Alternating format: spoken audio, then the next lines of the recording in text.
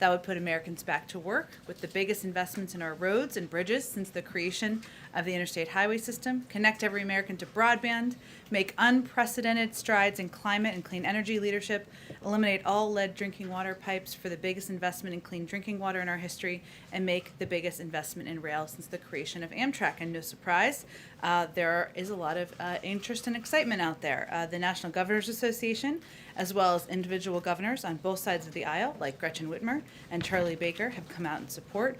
The U.S. Conference of Mayors, the AFL-CIO, the United Steelworkers and IBEW, the American Society of Civil Engineers, numerous tribal communities, the Business Roundtable, the Rural Broadband Association, the National Association of Counties, and many others. The president will travel to Wisconsin tomorrow to keep actively making the case for this agreement and getting it over the finish line. And he's also going to continue to make the case for his American Families Plan, which we're also fighting to pass through the tooth path approach that we've been discussing with all of you. Also, wanted to note for all of you that today, thanks to the president's commitment to playing a leading role in ending the pandemic everywhere, 2 million doses of the Pfizer vaccine will begin to ship to Peru from the United States, and 2.5 million doses of the Moderna vaccine will ship to Pakistan.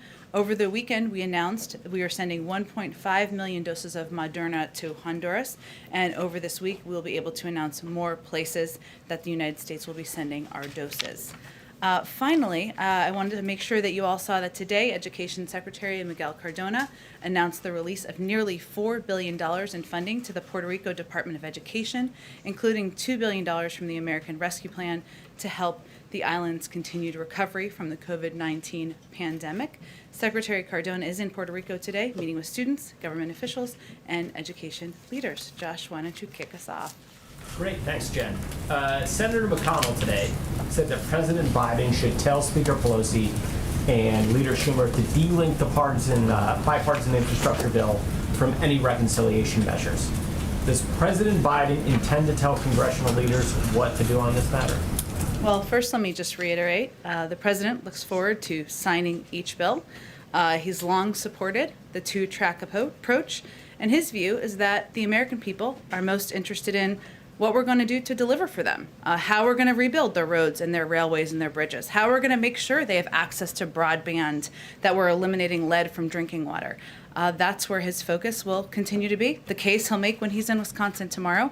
He will, of course, work very closely with the leaders in Congress, Leader Schumer, Speaker Pelosi. I know Leader Schumer has noted that he plans to bring up both the infrastructure bill and reconciliation in July, but he'll continue to work closely with them and other members. Go ahead. And then secondly, Senator Murphy of Connecticut says he's worried about how the administration used Constitution's Article 2 authority for the warplane strikes in Iraq and Syria. Can you explain the administration's view on Article 2 and kind of how it's thinking about that matter? Sure. Well, first let me say, as a matter of domestic law, the president took this action, the airstrikes that were announced yesterday by the Department of Defense, pursuant to Article 2 authority to defend U.S. personnel. The targeted strikes were directed at facilities used by Iran-backed militias involved in these ongoing attacks for purposes including weapons storage, command, logistics, and unmanned aerial vehicle operations. So Article 2, the self-defense, the defense of the United States and our interests is our domestic justification for these strikes announced yesterday. Go ahead. Just to follow up on that, so has President Biden been in touch with House Speaker Nancy Pelosi or Leader Schumer following his clarification that he issued over the weekend? You're not talking about the airstrikes, you're talking about infrastructure. Yeah. I was like, we have been in touch with a range of Democrats and Republicans, including leaders of both of the Democratic Party in both houses, I should say, about the path forward, certainly. Pelosi kind of drew a really hard line on this. I mean, she just said flat out, we will not take up the bill in the House until the Senate passes the bipartisan bill and a reconciliation bill. So does the White House feel like they need to get Pelosi on board with this approach that President Biden is taking?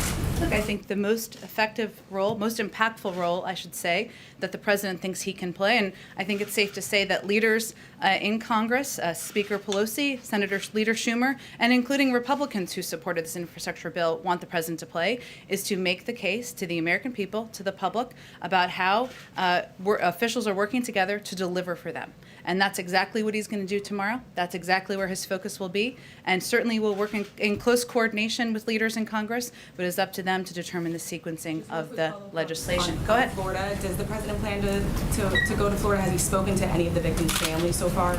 Well, let me first give you just a little bit of an update on what we have been doing over the last several days. As you know, because we issued a readout yesterday, the president sent his FEMA administrator down to Florida, who had a meeting with Governor DeSantis and others while he was in Florida. The president spoke to him and received a briefing afterwards. In addition, we have more than 50 personnel on the ground coordinating closely with state and local officials and providing assistance. FEMA has deployed an incident management assistance team, as well as building science experts, structural engineers, and geotechnical experts to support search and rescue operations, and a mobile command center. The U.S. Army Corps of Engineers is also being mission assigned to provide technical assistance for debris removal, and 2 FEMA-supported search and rescue teams are involved in the response to the devastating incident, and additional FEMA National Urban Search and Rescue System teams are on alert to support personnel already on the ground. In addition, last item, FEMA is coordinating with the state to support the opening of a family assistance center and is providing communication support to ensure information is available. In terms of a visit by the president, we always assess, we always want to ensure that we're not pulling from local resources. We don't want to draw resources that are needed in the ongoing search and rescue operations and efforts. We will remain in close contact with officials on the ground, and certainly if there's a trip to preview or announce to all of you, I will be ready to do that. Go ahead, Major. The statement the president released Saturday, what was the need for that? And did the president earlier miscommunicate, or did Senate Republicans simply misunderstand on the infrastructure deal? Well, I will say, Major, that I think that the statement was quite lengthy and quite detailed in the president's name, and the president's voice. And a couple of the points he made in there quite clearly were that when last week, when he had the press conference, as you all know, he indicated he would refuse to sign the infrastructure bill if it was sent to him without his American Families Plan and other priorities, including clean energy. That statement upset some Republicans who did not see the 2 plans as linked, as you all know, who are also hoping, as you all know, to defeat the Families Plan and do not want to see their support for the infrastructure plan as aiding passage of the Families Plan. As was noted in his statement, he left the impression that he was issuing a veto threat on the very plan that he had just agreed to, which was not his intent. And he wanted to make clear that was not his intent. And in the statement, he also reiterated his intention to move forward with advocating for, using the bully pulpit, making phone calls, working his heart out to get the American Families Plan through. And his view is that you can do both and should be able to do both. And there can be disagreement even as he's pursuing the American Families Plan. So he miscommunicated.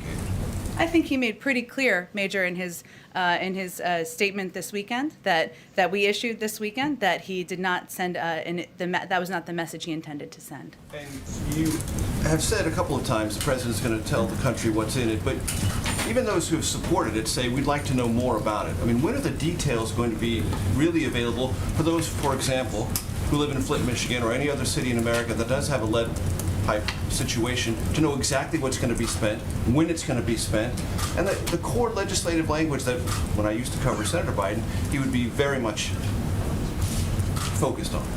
Well, what would you like to know? Settle in. I will share every detail that anyone would like to know about the package. But you're right, Major. As you know, it needs to now be written. That is a key component. As the president said also, and as we have conveyed from here, there is work ahead. And that is the important work ahead, is writing this legislation, moving it across the finish line. I will say, just because you asked me about the specific component of the package, just to give a little bit more detail there, it will put Americans to work replacing 100% of our nation's lead water pipes so that every single American child at home or in school can turn on the faucet and drink clean water. And right now, as you may or may not know, up to 10 million homes and 400,000 schools and child care centers get their water from lead pipes and service lines. So that is what it will aim to address in that specific category. Is that over the 8-year life of the bill, or is that on a 2-year thing? Do you have any determination of a timeline on that? It's an excellent question. The details are very important here. It needs to all be written into the final legislation of the bill. But the president is clearly eager to get that done as quickly as possible.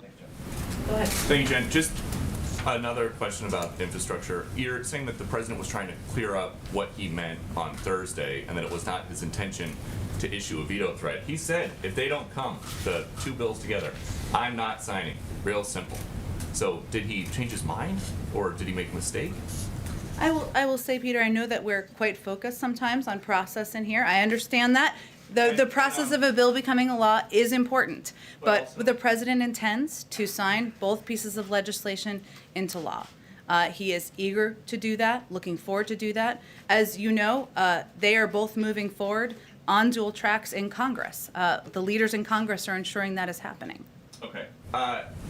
Something one of the advisors said this weekend, Cedric Richmond, he said, Republicans defunded the police by not supporting the American Rescue Plan. But how is it that that is an argument to be made when the president never mentioned needing money for police to stop a crime wave when he was selling the American Rescue Plan? Well, the president did mention that the American Rescue Plan, the state and local funding, something that was supported by the president, a lot of Democrats who supported and voted for the bill, could help ensure local cops were kept on the beat in communities across the country. As you know, didn't receive a single Republican vote. That funding has been used to keep cops on the beat. But at the time, that was sold as these local police departments might have a pandemic-related budget shortfall, not we need to keep cops on the beat because there's a crime wave.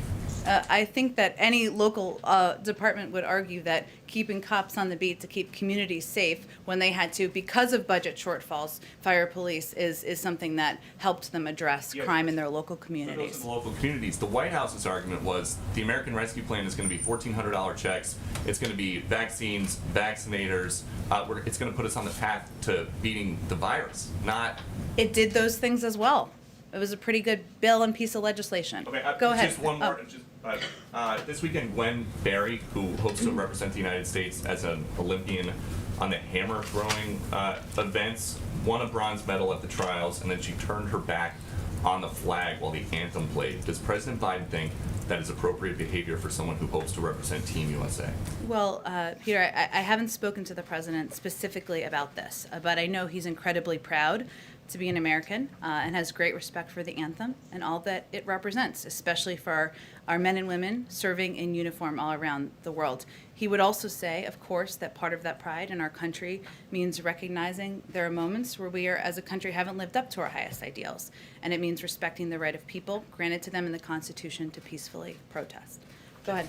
I want to switch gears real quickly on the COVID crisis. Sure. So you're planning a really large party at the White House on the 4th of July. A party for 1,000 people. frontline workers and men and women who served our country, yes. And also the National Mall will be open, but we are getting reports now of increasing cases of the Delta variant.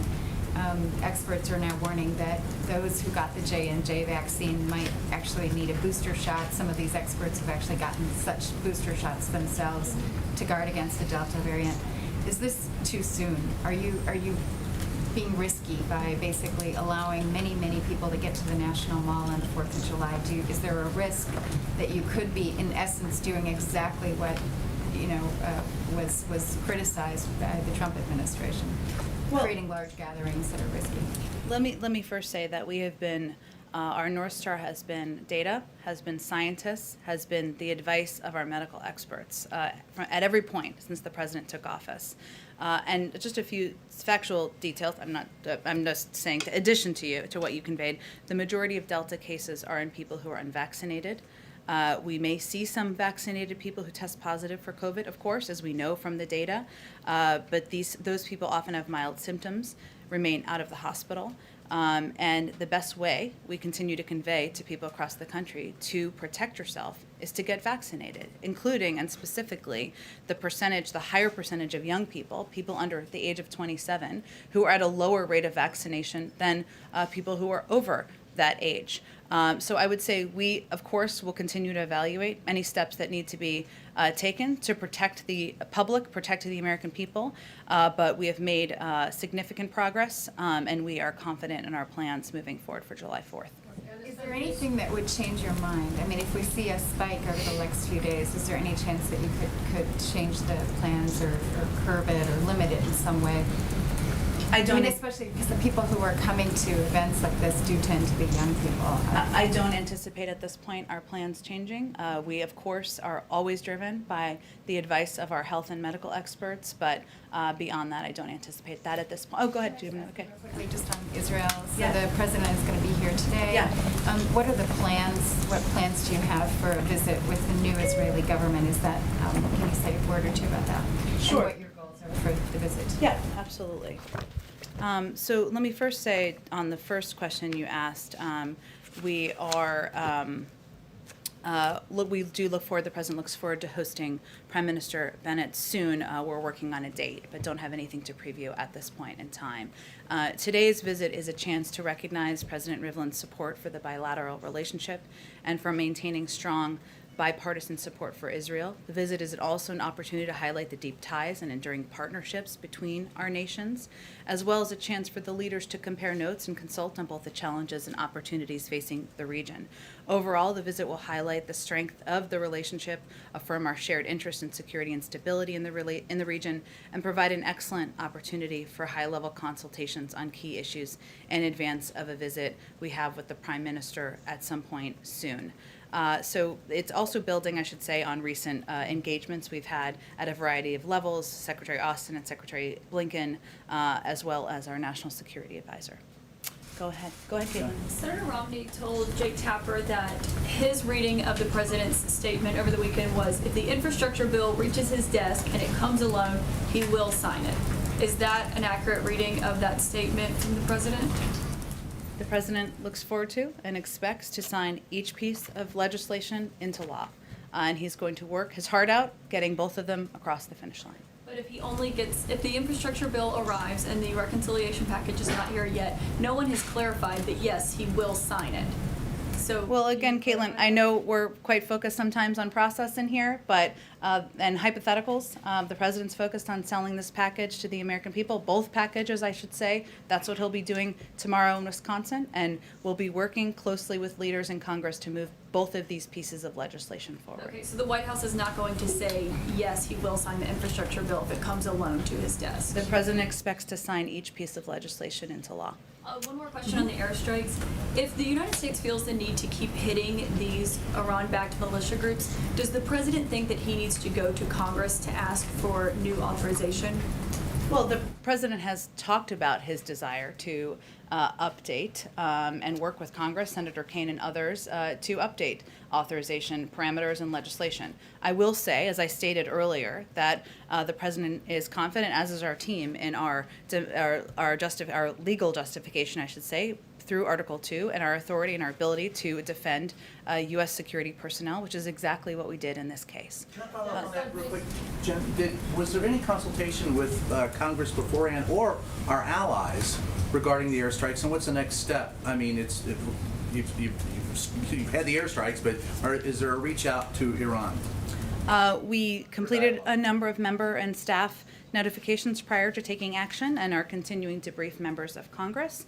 And we're also in close touch with partners in the region, but I'm not going to outline those from here. But specifically, will there be an outreach to Iran?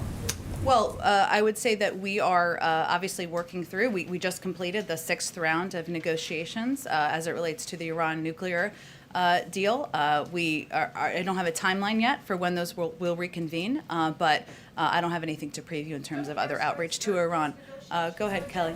I'll come to you in a second. Go ahead. In terms of the timing of those airstrikes, was there any relationship to the visit of the Israeli president today to have those actions prior to his visit? No. Okay. And is there a concern in the president's calculation there about now the threats of retaliation that are coming from some of these militia groups and what posture he needs to have given that? Well, the president's view is that it was necessary, appropriate, and deliberate action, these strikes, designed to limit the risk of escalation. We will take, and he believes we should and will take necessary and appropriate measures to defend U.S. personnel, partners, and allies in the region. Certainly, I would say, just kind of in relation to this question over here, we continue to believe that and have never held back from noting that Iran is a bad actor in the region. And they have taken part in and supported and participated in problematic, extremely problematic behavior in our view. At the same time, we feel that we're moving forward and seeking the opportunity to move forward on negotiations to prevent Iran from acquiring a nuclear weapon is in our national interest, and that's how we will evaluate. But it was not linked to a visit by the President of Israel, nor was it linked to any elections in Iran either. Briefly on Florida, in the president's briefings about the status of what is there, has he been given any information to indicate that the chance for survivors still exists? And does he believe there is a federal role at examining the kinds of infrastructure within that building questions that have now certainly come to many people's minds after seeing what took place? Sure. Well, I would say on your second question that he does believe there should be an investigation, and that FEMA, a number of the resources FEMA is sending to the ground, building science experts to the scene, officials from the National Institutes of Standards and Technology, officials from OSHA, and the FBI, they've all been deployed to Surfside under their own authorities to help participate and provide expertise in that effort. So certainly we want to play any constructive role we can play with federal resources in getting to the bottom of it and preventing it from happening in the future. In terms of the likelihood and potential for survivors, obviously he would refer to local authorities on making that assessment. Go ahead. Thanks. I just wanted to follow up quickly on the airstrikes. Sure. The Iraqi government issued a statement calling it an unacceptable violation of their sovereignty and national security. So I'm wondering, has there been outrage to the Iraqi government, and also do you have a response to that sort of complaint that they've lodged? Sure. Well, I would refer you to the government of Iraq on that specific question, but I will say that the Prime Minister is a partner. He has a tough job. His statement called for de-escalation from all sides, and we agree with that. But the attacks against our troops need to stop, and that is why the President ordered the operation last night in self-defense of our personnel. Go ahead. Oh, go ahead. Yeah, sorry, I just wanted to ask about this Alzheimer's treatment that was approved earlier this month. Yeah. My first question is if the President was at all concerned by the approval process, which seemed to overrule the advisory board, the outside advisory board that we've obviously learned a lot about in the last year, and that the approval was sort of outside the regular FDA standards for medicine. It's a great question. I know it was last week or the week before. I haven't spoken with him about this specifically. I can see if I can do that and get more back to you. I'm not sure you'll have more on it, but there's now this question of considering the limited efficacy and the high price of it, whether the government would impose particular restrictions on access to it due to Medicare. It's something that, if was approved fully, could have enormous costs to the Medicare system. And so I'm wondering if the White House is looking at that Sure. issue. Well, let me talk to our health team and see if there's more we can get back to you on that. Go ahead. Thanks, Jen. The Senate Minority Leader put out a statement today at a news conference in which he said the president delinked the two bills.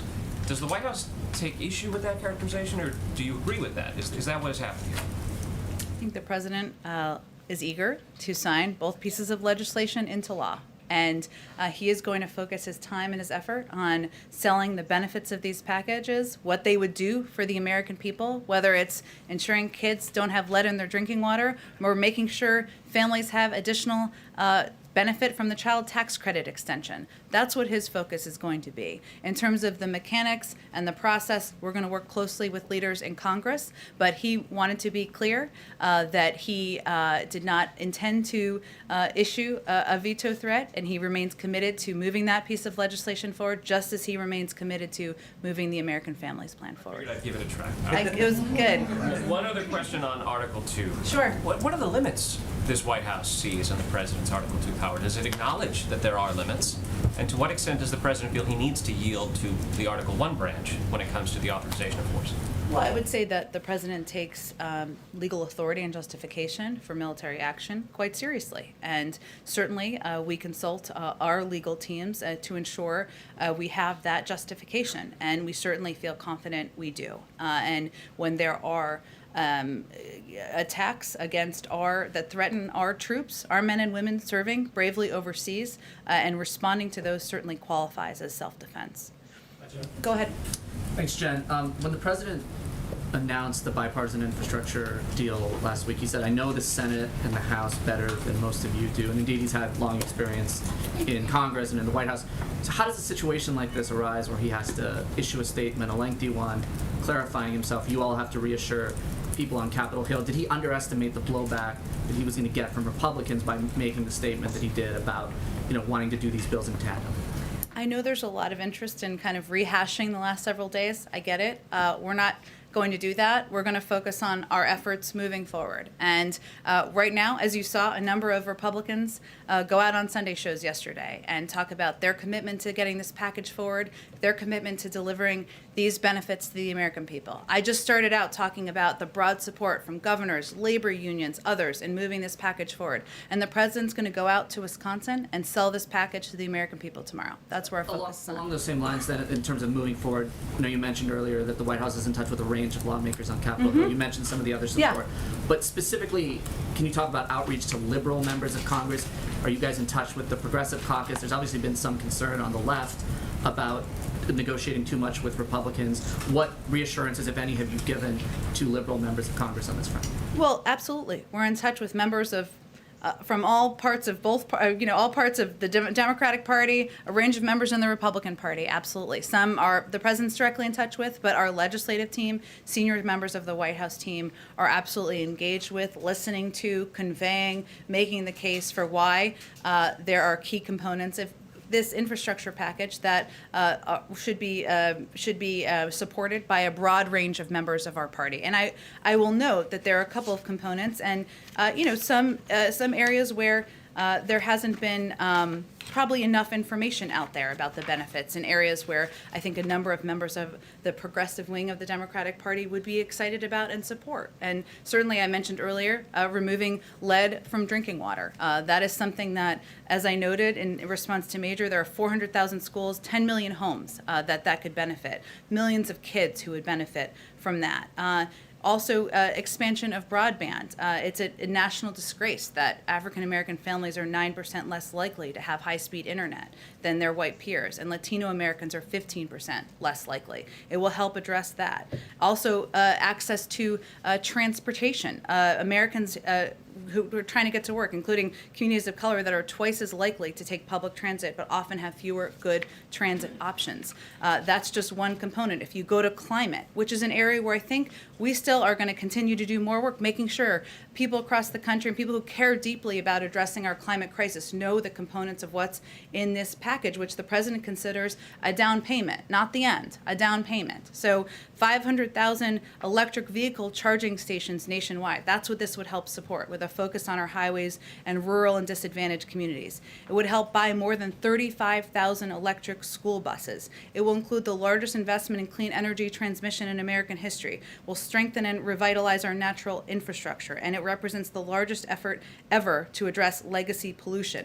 These are all areas that a lot of people in the Democratic Party are excited about historically, should be excited about, and we're going to continue to make the case and make sure we're conveying this and the American Families Plan and the components there are what we're going to continue to advocate for. Is tomorrow's speech mainly about the bipartisan infrastructure bill or about the American families? Like, how much of tomorrow is going to be about that deal versus the American Families Plan? Tomorrow we'll primarily focus on the infrastructure package and the components in the infrastructure package, but the president will absolutely also be out there in the future continuing to make the case for why universal pre-K, something that makes it 50% more likely that kids will graduate from high school, should be law. Making sure community college, 2 years of it, is free for people across the country.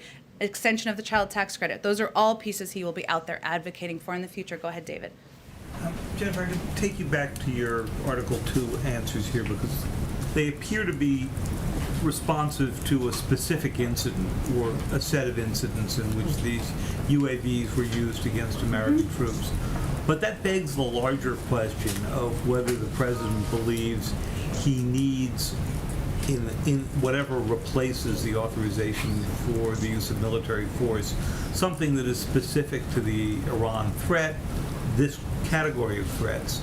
And similarly, when you talk about having a longer and stronger element to the Iran deal, missiles, support of terrorism, are you also trying to now encompass this new use of UAVs? Well, I would say on the latter question, David, the focus is, as you've noted and you just noted, certainly we want to look to build the Iran deal beyond what it was in the past. We've been very clear about that, and that's part of the discussions and negotiations, and the next step would be the 7th round of discussions and negotiations. But I would say that as it relates to responding to attacks on our men and women serving, or threats, I should say, to our facilities that are in the region, that we don't see that on the same exact track. Go ahead. Senator Murphy, in his statement, and I think the reason that he had some concern about this, Yeah. I read it as less concern about the Article 2 element to what he said was that it now seems as if we have a low-level war underway with the Iranians, because there's this sort of constant back and forth. Is that an assessment that you folks agree with? Our objective, David, is to de-escalate, but the president is going to reserve the option of responding when there is a threat against U.S. interests. Afghanistan, please. Go ahead, Ken. Just on the infrastructure and reconciliation bill, Senator Manchin suggested yesterday that he could support $2 trillion in a broader reconciliation bill. Does the president consider that to be a sufficient amount of spending? Well, we're just at the beginning stages of these discussions. And clearly, as you noted, or as you alluded to, I guess I should say, there's disagreement, even within the Democratic Party, about what the size of a reconciliation package should look like. And as these discussions proceed, there will be disagreements to resolve, and there will be compromises to be made in order to get a final package. I'm not going to do that from here. The president's going to continue to advocate for the inclusion of the American Families Plan and the key components in that package that he feels would be instrumental to helping the American public. And he will continue to advocate for the components of the budget he proposed. But he also recognizes there are important discussions, negotiations that are going to happen between even members of the Democratic Party on this path forward. Select committee that the speaker is supposed to announce later this week. Has the president spoken to her about the membership of the committee, who he would like to see on the panel? And does he have a sense in when this report should be released? Does he think it's important that the findings of this select committee come out around the anniversary, for example? I think the president certainly supports the decision by the speaker to create the select committee, or to launch, get the process started to form this select committee. In terms of the timeline of the release of a final report, I think he would refer to her and her judgment on that front. Go ahead in the middle. So, back to what you said about climate, even with those policies that you mentioned there in the bill, there's a pretty sizable protest across the street today from the Sunrise Movement. This is a group that worked with the campaign to set policy, that's in touch with the White House, but they and people, a lot of their allies are frustrated that when it came to reach a deal, it was a lot of the big climate stuff that got pared down or left out. What is your message to climate activists who feel like, wait a second, we thought that President Biden was going to be the most aggressive president ever on this topic? Why is this first high-profile bill so whittled down? Well, I would say I would dispute the notion that it's that it doesn't do anything for climate, which some are arguing. I just outlined some key components that would represent historic investments in areas like addressing the legacy pollution and cleaning up communities across the country, preventing that have relied on fossil fuels and others that have been polluted, especially lower income communities. It also will take enormous steps in addressing, investing in clean energy transmission. It will include making sure electric vehicle buses are part of our force across the country, and make sure that purchasing electric vehicles which will be a huge contributor to reducing greenhouse gas emissions, is something that can be a reality for millions of Americans. Now, whether or not everyone is aware of all those specifics, that's incumbent on us to keep conveying that, communicating it, listening, and making sure people understand that this is a down payment. And the president will continue to advocate for, press for, work for even more on the climate, as he will in the reconciliation bill and process moving forward. Does the White House want to see a clean energy standard in that reconciliation bill, and do you think that that can fit into the parameters of what can and can't be included? Well, there's obviously a lot to be negotiated and discussed moving forward. The president has conveyed that he would like to see an investment in clean energy tax credits, something that would certainly be an additional step forward. And there's more to discuss as it relates to the final reconciliation package and bill. Go ahead, Michael. You just mentioned to a colleague that the president would like to see an investigation into what happened at Surfside. Yeah, he supports one. Yep. Can you expand on that just a bit? Would he like to see that federally run? Would he like to see consideration of building code changes? What should be the goal of that, and who should be in charge of that? Well, the goal, of course, is to get to the bottom of what happened, and of course, have it be an instructive guide on how to prevent it from happening in the future. I just conveyed all the federal resources we are sending down to be supportive of efforts on the ground, but I don't think I have more on it than that. Go ahead in the middle. Housing experts are really concerned there's going to be a huge fallout if a federal moratorium is lifted next month. And a lot of studies show that evictions make the threat of COVID even worse, especially when it comes to Black and brown communities. What's the president's response to that, and can we see any type of changes? Well, first I would say the president absolutely is committed to ensuring that we continue to provide assistance, whether it's rental assistance or assistance to make sure that Americans who need help to stay in their homes, to stay in rental units, get the help they need. The moratorium was never meant to be permanent. Obviously, an extension was announced just last week, but we will continue to look for ways through federal authorities, through working with Congress to ensure that we're helping Americans across the country. Go ahead, Anita. I just wanted to follow up on the question previously about the July 4th event. Can you just talk a little bit about I understand it's an outdoor event, but what precautions are being taken? So will people be tested? Do they have to be vaccinated? Are there masks even though it's outdoors? And just more broadly, we have seen signs that things are getting back to normal a little bit at the White House, but some signs that they aren't. I mean, can you just tell us a little bit about, are all staff here? Is it at 100% now? Are visitors allowed in? I believe there's still no tours. Just can you give us a sense of where things are? Sure, Anita. Well, first, our intention was always to bring staff back, and I think we provided this publicly, but at a kind of a slow pace to ensure we were integrating people back into the White House, and we were taking all the necessary precautions. I think a lot of that will be done through the course of July and into the summer. That's our intention. In terms of the timeline for resuming tours and public and guests, I'll have to just get back to you on the specific plans for that. About the event. Sure. In terms of precautions, I'll have to check with our team and see what the specific precautions are taken. I believe on Friday's briefing you had mentioned that the president would be speaking about voting rights this week at an event. Didn't see that on a schedule. Can you talk to us a little bit about what that event is and what he's going to be talking about? Sure. Well, he has a meeting with voting rights advocates today and with officials internally. So let me just note that first, which I think you're aware of. And we're working to determine when we can schedule remarks. It could move in just because of scheduling. It could move into next week, but I don't have anything to announce quite yet. He's looking forward to addressing the public. As we get his final date locked in, I can preview it for you in more detail. Go ahead. Americans in the Northwest are suffering through a record-breaking heat wave right now. What's the president's message on climate to those who say he's not doing enough, that there wasn't enough in this bipartisan bill? And can he guarantee the public that something will be passed by the end of this year?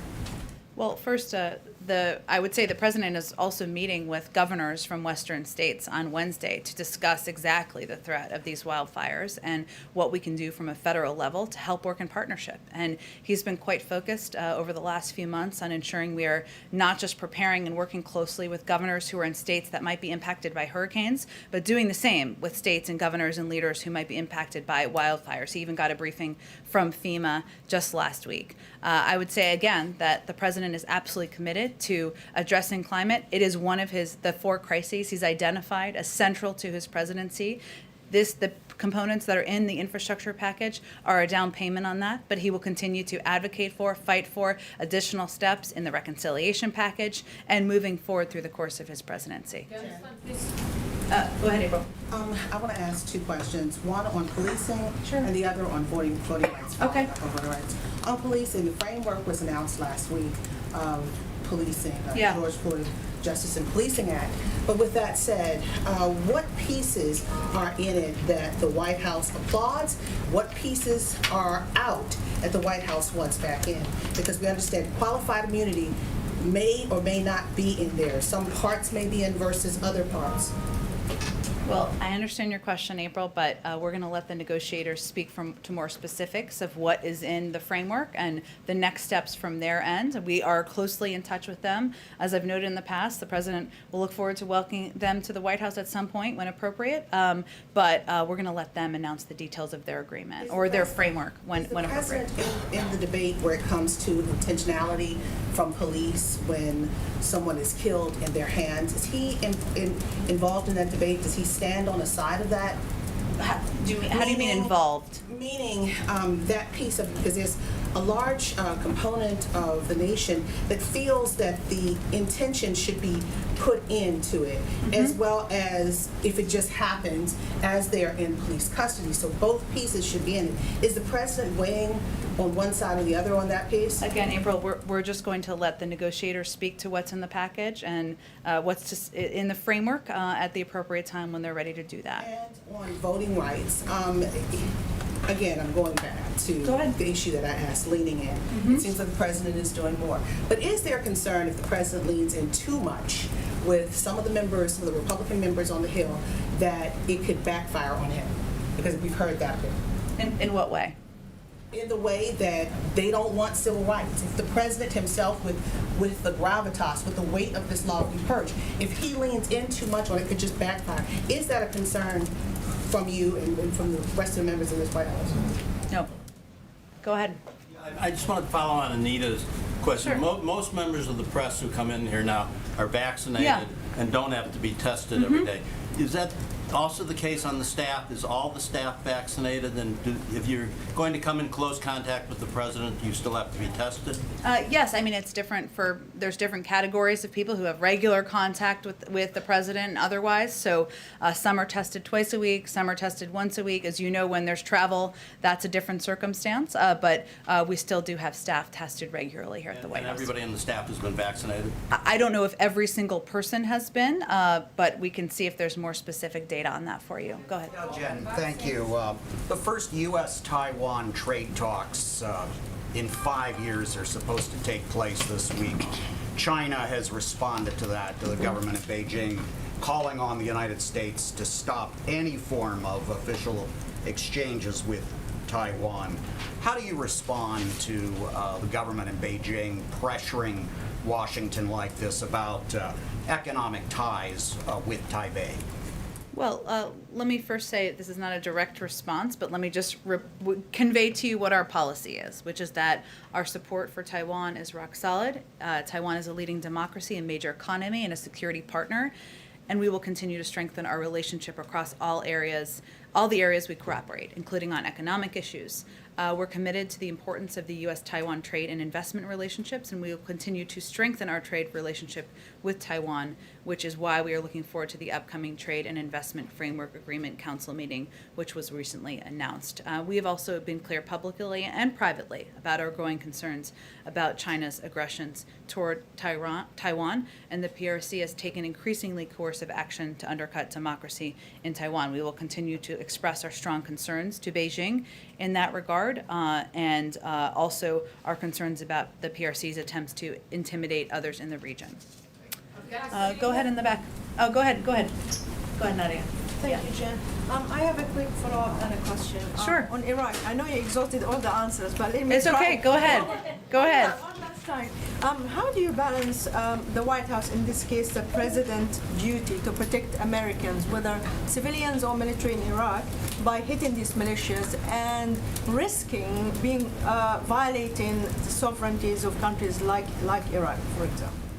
Well, I think I conveyed a little bit earlier, but let me try to reiterate it or say it in a different way. The president, his view, he agrees, I should say, with the prime minister's comments that he wants to de-escalate. That's our objective. We don't want to see Iranian proxies threatening our interests in the region. Certainly, we would prefer that is not the case. At the same time, the president believes that when it is that we have to reserve the right to respond at a time and place of our choosing to protect and defend our people. That is certainly a balance that every president of the United States needs to strike, but it is one where he feels confident that the strikes that he announced yesterday were necessary, appropriate, and deliberate action designed to limit the risk of escalation. My question is, two Yemeni prisoners have been approved for transfer from Guantanamo. How close is the White House to shutting down their prison facilities, considering that it was the first act during President Obama, as you remember, is to shut down Guantanamo? I do remember. That is correct. I would say the Department of Defense would have the best update on the timeline. It remains something the president is certainly committed to doing and eager to move forward on. Go ahead. Can I just ask a quick one on infrastructure first? Sure. Does the White House think it has 10 Republicans currently on board for the infrastructure plan? We'll continue to make the case, continue to convey to Democrats and Republicans why this package is something that will help their constituents across the country. But in terms of vote counting, I will leave that to leaders in Congress. Has the president spoken to Senator McConnell, or does he plan to speak to him specifically about this package? I don't have any calls with Speaker McConnell. I don't have any calls with Senator McConnell to read out. Sorry, it must be that time in the briefing. Go ahead. Thank you. There's a report from Afghanistan that the U.S. is going to send, I think it's 37 Black Hawk helicopters and a couple fixed-wing airplanes. Do you have any comment on that? And just more broadly, is there any concern about the prospects of American-made weaponry falling into the hands of the Taliban as they take over government positions, as they have been doing, and might be, expected to do more? Sure, it's something we've been quite cognizant of from our early engagement here, or at least engagement of the Biden administration, and before that, in terms of any reports of weapons, I would point you to the Department of Defense. Go ahead in the back. Hi, Jen. Thanks for taking my question. I wanted to ask you what what President Biden and the White House are doing to help agencies achieve the goals the president set on climate change early in the administration through his executive orders. There's been quite a few tasks in those orders that agencies have missed deadlines on or been delayed, and I wanted to ask what the White House is doing to help with that. Specifically agency by agency, this might be something that might be more useful if I get you kind of a written update about what is happening agency to agency. I can say broadly speaking that the president conveyed to his cabinet members from the beginning that ensuring we are moving forward and taking steps to address the climate crisis, and doing that with levers we have in the federal government, whether it is electrifying fleets in the government or taking steps to ensure we are being leaders on this front, is something that he has made a priority, but we can see if there's more of kind of a summarized update of what agencies are up to provide to all of you. Go ahead. And on COVID and vaccinations, what does the administration say to parents who are hearing on one hand from the nation's top doctors that children and younger Americans are more vulnerable as these variants are spreading, but at the same time, many children can't yet get vaccinated? Yeah, as a parent of children in that age bracket myself, it is challenging. And what we are continuing to convey is that we know it's been long. We know parents are exhausted and tired, but it's important to continue to abide by the public health guidelines, which means kids wearing masks in certain environments, not others. Obviously, you can look at the CDC guidelines to see what the specifics are. Obviously, we can't get ahead of the FDA process for approving vaccines. I know parents like myself are eager to vaccinate their children. Some also will still have many questions, as we have seen as the vaccine has become available for kids who are 12 and older. And that is also part of our process of engaging with pediatricians and others to make sure parents can have those questions answered. So we can't expedite the FDA approval process. What we can do is continue to provide public health guidelines, make sure parents understand what it means if your kid is vaccinated or not vaccinated, even if it's because they're not eligible quite yet, and of course make sure we have resources and supply available if and when we reach that point in time. Go ahead. Go ahead. Thank you so much. I'll go to both of you. Okay, why don't you go in the front, and then we can go to you in the maroon shirt. Yes, sorry, it's confusing. Okay. Go ahead. Okay, thank you for taking my question. I have a quick question about the Tokyo Olympic Games. The Japanese government extended an invitation to President Biden for the Olympic Games. Is President Biden still considering a trip to Tokyo next month? The president is not planning to attend the games. He will certainly be rooting for the athletes, as will I. I'm kind of obsessed with the Olympics, but that's not his. We will have a delegation from the United States, as we have historically had, but we will continue to also convey the public health guidelines and guidance that we've been delivering out there about only essential travel. Go ahead. Thanks, Jen. I appreciate it. A couple quick questions on Iraq again. So first of all, in the past, even during the Soleimani strike, usually these strikes came in response to incidents where a U.S. service member or a U.S. military contractor was killed. So is this an indication that this administration is now pursuing a more aggressive policy on responding to Iran-backed militia attacks in Iraq? And secondly, was this purely a retaliatory strike, or was it meant to actually throw out imminent hostilities beyond the Saturday Erbil strike upcoming in the future? Well, let me first say that the United States selected these targets because Iran-backed militias used them to conduct at least 5 one-way UAV attacks against U.S. facilities in Iraq since April. So it was in direct response to those specific attacks. And as I've noted before, of course, the president did this aligned with domestic law and international law as well. He has been clear. The president has been clear that there will be serious consequences if Iranian leaders continue to arm, fund, and train militia groups to attack our people. And obviously, we've seen. I wouldn't say. I mean, there's available information beyond the last few months, over the last year plus, as to what these attacks look like. This was the president's decision about how he would respond to them. I can't speak to the prior administration. Did it throw out imminent hostilities, though? I mean, not looking back. Like, was it retaliatory, or was there another attack in the works that these were intended to deter? We selected these targets in response to those 5 attacks I just noted. I think I just conveyed this clearly as the Department of Defense did. Okay, thanks everyone. Have a good afternoon. Thank you.